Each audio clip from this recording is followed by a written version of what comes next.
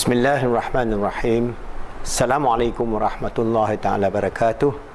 Alhamdulillah, alhamdulillah rabbil alamin. Wassalatu wassalamu ala asyrafil anbiya wal mursalin wa ala alihi wa sahbihi ajma'in. In the previous video, I've explained to you how we can actually use our resources in terms of our spiritual, emotional, mental and physical self, our roh, our qalb, our akal and our jasad, and how the integration of ourselves can be used for us to overcome challenges in life. And in the previous example, I told you about the example of fear, because all of us live in fear, and constantly the modern human being is constantly living in fight or flight, where they have these hormones built up, which cause them a lot of problems.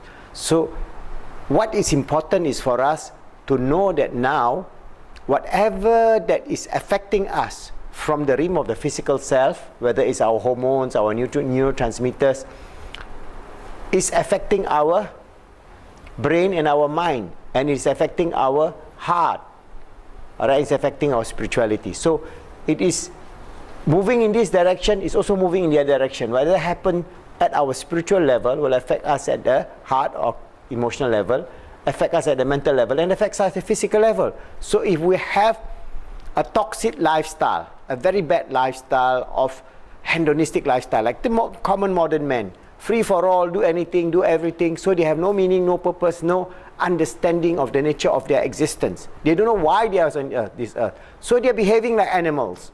All right, there are so many things that they are doing, like addiction, boozing, free sex, group sex, you name it, everything, pornography, drugs, all the whole range, video games and so on, which actually feeds this part.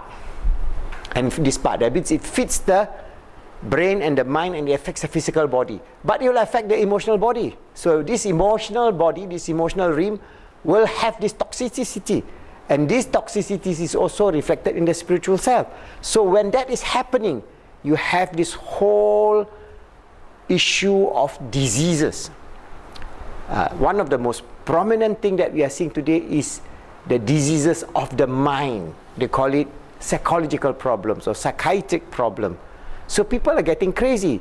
People are getting insane, which is not normal. A human being is normal. But why this is happening?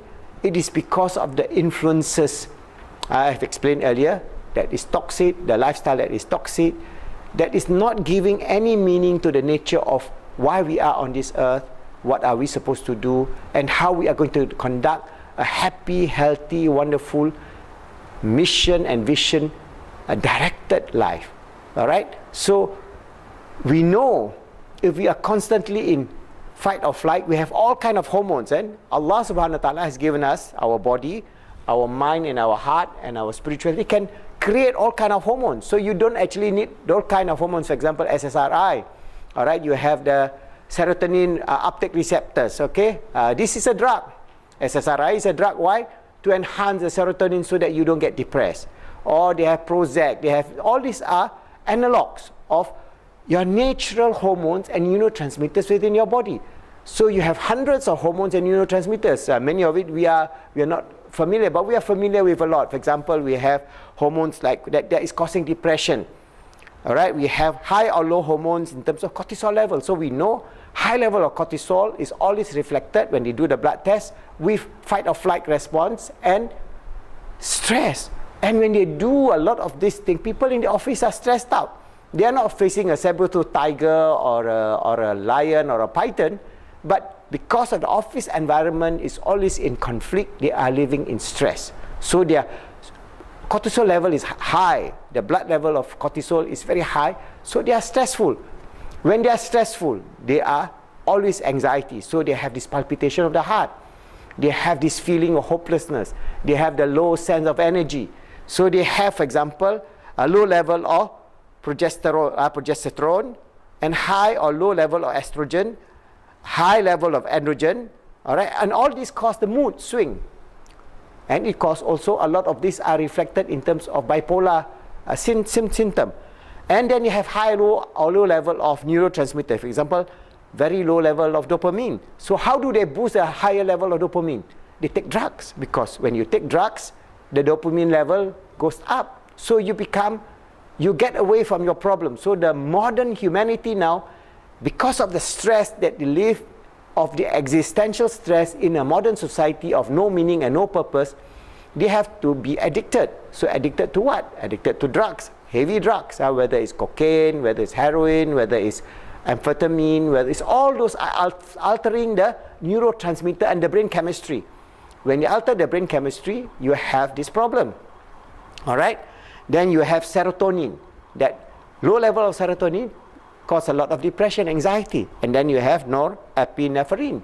So all these things, including other hormones like oxytocin, melatonin, adrenaline, and so on, these are the cocktail of hormones and neurotransmitters created by your body. So this drug company, this whole pharmaceutical industry, create some analog and force you into your brain. Whereas if you know how to overcome fear, you know how to overcome, inshallah, naturally, the sense of anxiety and depression, you don't need those drugs at all. So this is the new science of epigenetics I've explained to you, where you harness your internal resources and you can go drug-free. You can overcome anxiety, depression, and many of the psychological problems that we face today by changing your way you think. Your thoughts will influence yourself. So you have a toxic thoughts, you will be in stress, you will have all kind of manifestation of stress. That means you die young, you have high blood pressure, you have diabetics, you have skin problems, acne, and so on. Add a whole range, all right, of problems related to stress.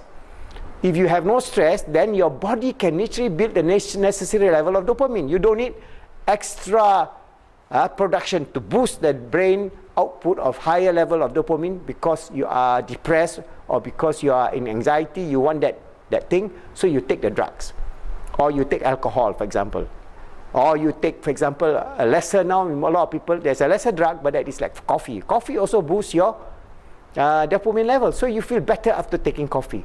But at least coffee is not that harmful. But what about cocaine? What about marijuana? What about amphetamine? All these ecstasy and so on, all these artificial drugs. They're going to destroy your neurons by the hundreds of millions. And the more you take, the more you get addicted. The more you get addicted, the more you become more depressed. And finally, you become a non-functional human being. You're just like a zombie floating around. And there are millions and millions of people in that state, which is very sad. So how are we going to tackle? For example, from the Islamic perspective, we have this option now that we know, inshallah, with the new knowledge of epigenetics, we try to have a good spiritual life. We have to have a good heart, emotional life. We have to have a good mental life. And then automatically we have a good physical life, which is the manifestation of joy, happiness, fulfillment, and so on. So how do we go about with it? We have what we call, now they know that we have the placebo effect. If you believe in something, you think in something that is going to cure you, they have found that people, even with cancer, get remission. Why? The body is producing the necessary chemicals or hormones to overcome the cancerous cells at that level. So we now know that actually we can overcome the usage of drugs. How? If we understand Islamic healing. So Islamic healing, for example, we know that we talked that the whole universe comes from the realm of the absolute, Allah subhanahu wa ta'ala. And He has His absolute nature, His essence, that it is, we are not going to go into it because we cannot phantom the nature of Allah, but He has His sifa or His attributes. Out of His divine command, He created the universe. And when He created the universe, He gives all the qualities of His grace, His mercy, His love, His compassion, His forgiveness, His guidance. Everything is given to us to nurture this nafs, this self, our spiritual, emotional, mental, and physical self, to become good, to be this Khalifa on this earth, to strive to make ourselves good, help others to be good, and make the world good, and live in happiness, like a mini heaven, a mini paradise on this earth, as a precursor to the real paradise, inshallah, which is open to us in the spiritual realm. So we have this physical realm as a temporary station of our existence on this earth. So what we do is basically, if you are depressed, you're having a lot of problems. We have to do 4 things at the 4 levels. First, the physical. All right? Are you living a very toxic physical life? Are you not sleeping well, always sleeping late, playing video games for 24 hours? That is toxic. So you know you're going to get stressed out. You know you're going to get problems. And then from then, you know you're going to get gastritis, you're going to get headaches, you're going to get even stroke. And some of the video gamers, after playing 24 hours, they get so stressed out, they die. All right? So what is our physical intake? And we know from the physical aspect, we know we can take nutritious food, have a balanced lifestyle, drink a lot of water, sleep well, and so on. But how are you going to sleep well if you are stressed out? You can't sleep well. So this mental self, you must have a beautiful, balanced mental self. All right? So to have that mental self, you must link to the heart and the spiritual. So all these 3, for Muslims, it's easy. For us, we pray 5 times a day. So we try to remember Allah subhanahu wa ta'ala. We try to balance our need for living on this world in terms of being happy, not being greedy, not being just consumption, not doing things that is destructive to ourselves, our children, our family, the ecology, the other species on this earth. Everybody has every right. So you live a very good life, and then we have the avenue of reaching out to Allah. And that avenue we can use, for example, through our prayers, and we have dua. So we can dua. We say our 5 times prayer. After our prayer, we say the dua. But constantly, if you are remembering Allah as you are walking, you are doing your work, or you are stressed out, you are fearful, if you have depression, you have anxiety, then one of the ways that I recommend is you remember Allah through zikr. The zikr of Asmaul Husna. So for example, you are stressed, you are depressed. You want to have peace. So Allah, one of the attributes of Allah is Salam. Ya Allah, Ya Salam. So all constantly you say in your heart, Ya Allah, Ya Salam, Ya Allah, Ya Salam. And after a while you bring to your thoughts and say, Ya Allah, you are the all-peaceable. Allah is the all-peaceable, because that is the meaning of Ya Salam, the absolute all-peaceable. Help me and give me peace in life. And remove this fear, anxiety. Or you can use, for example, slightly longer, because this is very easy to do, just say As-salam. I know you can go and find other books of ru'ya. Yes, you can find plenty of this in the books. You can read this verse, that verse, but those are very long, and you must understand Arabic and master the language of Arabic, because if you just parrot out, you will not have this feeling. So when you say Ya Salam, you must know this is the absolute, from the absolute realm of peace from Allah, from His sifa. He sent down salam to our roh, to our qalb, to our akal, and to ourselves. So you say constantly, Ya Allah, Ya Salam, Ya Allah, Ya Salam, quietly in your heart. Reflect for a while you're walking, while you're sitting down on your table, when your heart starts palpitating, when you're having panic attack, when you're having fear, just use that. Or you want to make it a little bit better, a lot of our great teachers of Tasawwuf tells us, recite Ya Latif, Ya Latif, the subtle, the all-knowing. He knows, Allah knows your inner problem, inner sadness, inner depression, inner difficulties. He knows. And He is the one, Ya Latif, who is so subtle that gently draws you out towards peace, happiness, and success. So you can, a lot of our teachers teach us about reciting Ya Latif, Ya Latif, or Ya Allah, Ya Latif. And then you can combine the two. If you like it, you can say Ya Allah, Ya Latif, Ya Salam. Ya Allah, Ya Latif, Ya Salam. Ya Allah, Ya Latif, Ya Salam. So you can have, you call Allah, then His attributes, and then the peace. So when you do that, whenever you are stressed out, whenever you have a depression, you go back to that, and automatically, remember when you recite all these glorious name of Allah subhanahu wa ta'ala, calling upon Him, He can change your physical body. He will give you all the dopamine, all the serotonin, all the neurotransmitter to make you whole. And inshallah, if you really believe in this intervention, inshallah, you don't need any more drugs. You don't need to anything, because now you know when you have that challenge, you bring your thoughts to the remembrance of Allah. So, and I'm saying this not because it is just something that is mumbo jumbo. No, This is the new science of epigenetics. Your body, given by Allah subhanahu wa ta'ala, has a capability to produce all the hormones in balance, all the neurotransmitter in balance, provided you prepare the environment. So if you prepare the environment, all your body, in terms of your physical body, your mental body, your emotional body, your spiritual body, will work together by the command of Allah subhanahu wa ta'ala to heal you and make you whole.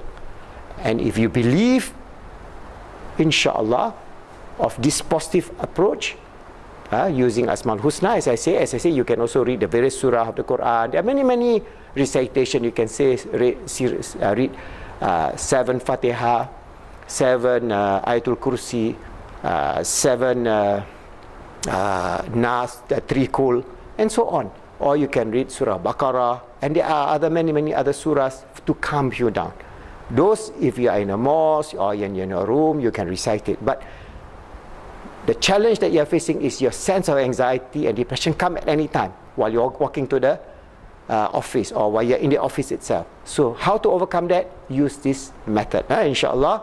And you see if the efficacy is getting good, then you repeat it. And slowly, you find that you don't need any more drugs. You are normal and you are happy.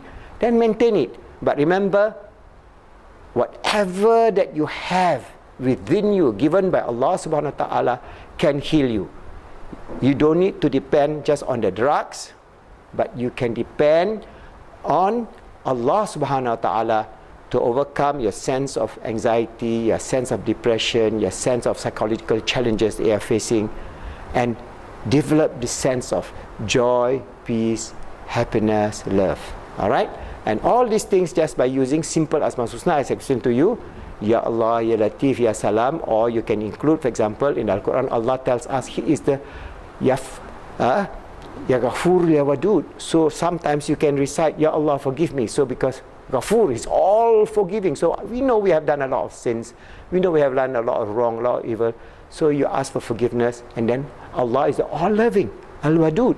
So you can add that and slowly develop a sense of always communicating with Allah subhanahu wa ta'ala at all times. Even, for example, you have problems sleeping, you'll find it's wonderful. You just, as you cannot sleep, rolling about your bed, maybe you have a lot of problems. As you're rolling on your bed, instead of just thinking about the problem, what can you do? You just say, Ya Allah, Ya Salam, Ya Allah, Ya Salam, or Ya Allah, Ya Latif, Ya Salam. Help me and bless me wonderful sleep. So you must speak to Allah, because constantly Allah is near you, Allah is answering your call, but we must initiate the call towards Him.